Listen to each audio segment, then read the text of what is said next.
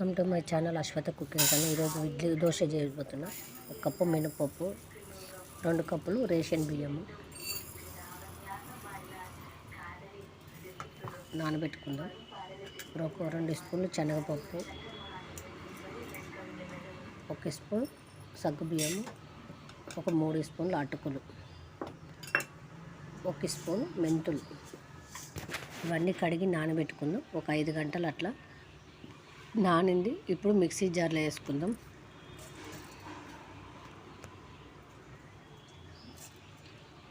Mixie జార్లో వేసుకుందాం. పిండి రుబ్బుకొని వచ్చేసినాం. ఉప్పు కొంచెం వేస్తాం, కలిపి పెడదాం. మంచిగా కలుపుదాం. అయినాక మూత పెట్టి రాత్రంతా ఉంచినాక పొద్దున్నే దోశ వేసుకుంటే బాగుంటుంది. అయిపోయింది. నానబెట్టిన పెంక పెట్టుకుందాం. 1 గంటన్నర అట్లా పిండి వేసుకుందాం. మంచి పల్సగా చేసుకుందాం. హోటల్ స్టైల్ లాగా కలర్ మస్తు వస్తుంది. ఇవన్నీ ఇంగ్రీడియంట్స్ వేస్తే ఇప్పుడు సన్నగా తరిగి పెట్టుకున్న ఉల్లిపాయలు వేసుకుందామండి.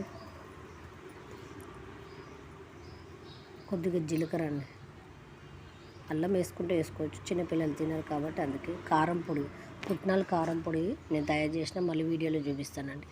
ఇది కారం పొడి వేసుకుంటే చాలా బాగుంటుంది. ఉల్టా తిప్పకూడదు, అట్లనే వేసుకోవాలి. అప్పుడు కలర్ బాగుంటుంది. ఉల్టా వేస్తే మాడిపోతుందండి, వేయకూడదు.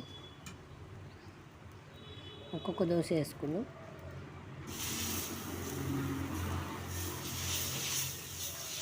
మంచిగా హోటల్ స్టైల్ లాగా బాగుంటుంది.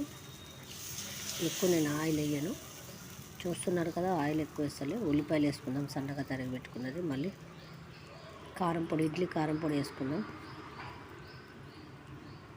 చాలా బాగుంటుంది ఇడ్లీ కారం పొడి. పండుమిర్చిది అది కూడా పచ్చడి కూడా వేసుకోవచ్చు, కానీ నేను చేయలేదు కాబట్టి ఇది బాగుంటుంది. కారం పొడి చిన్నపిల్లలకి ఇష్టంగా తింటారు. జీలకర్ర కొద్దిగా వేసుకున్నాం. మంచి కలర్ వచ్చింది చూడండి. హోటల్ స్టైల్లో కరకరాన్ని బాగా క్రిస్పీగా వచ్చింది. దీనికి కొబ్బరి పచ్చడి కానీ పల్లీల పచ్చడి కానీ కాంబినేషన్ పెట్టుకుంటే చాలా బాగుంటుందండి.